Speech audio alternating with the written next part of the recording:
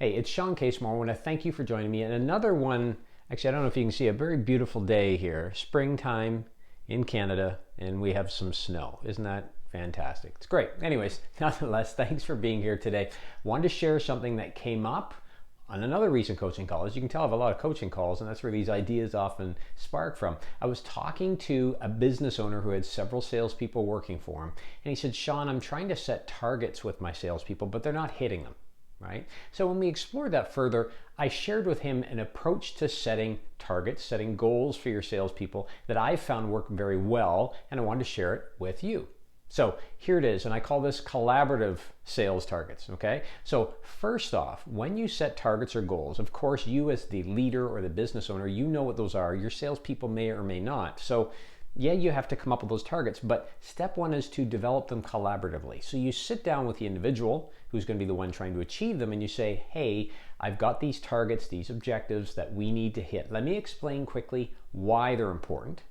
Let me explain your role in trying to achieve them, and then let's discuss how we can formulate a way to track this. Now, again, you may have a very strict process already in place for doing this, but you want to sit down and have a discussion about the goals, because this is where you have the opportunity to get the buy-in.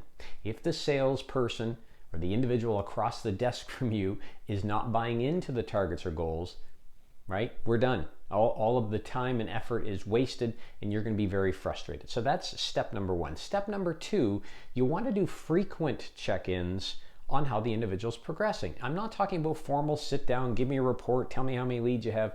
Just check-ins. Hey Shawn, it's been a week since we last spoke.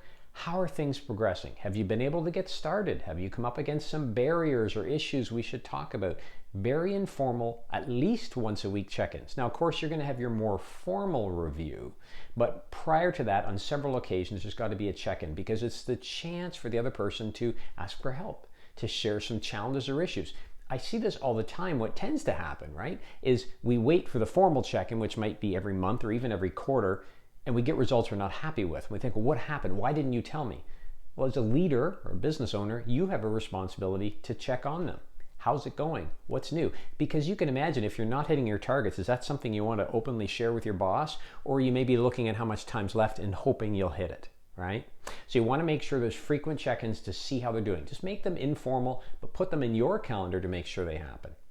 Last but not least, you want to make sure that these targets, I hear a lot of people talk about stretch targets. Now, stretch targets, being targets that are going to be very challenging to achieve, are important, right? They get us to work harder, to focus broader, or look farther into the future, or really it can expand what we believe is possible. But here's the problem.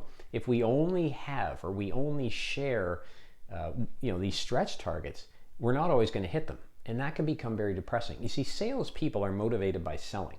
So if we're always setting targets they can't achieve, right, that we're always setting these stretch targets, that can become very demotivating. So what we want to do is we want to make sure in the collaborative session I mentioned in number one, we're setting targets they can achieve.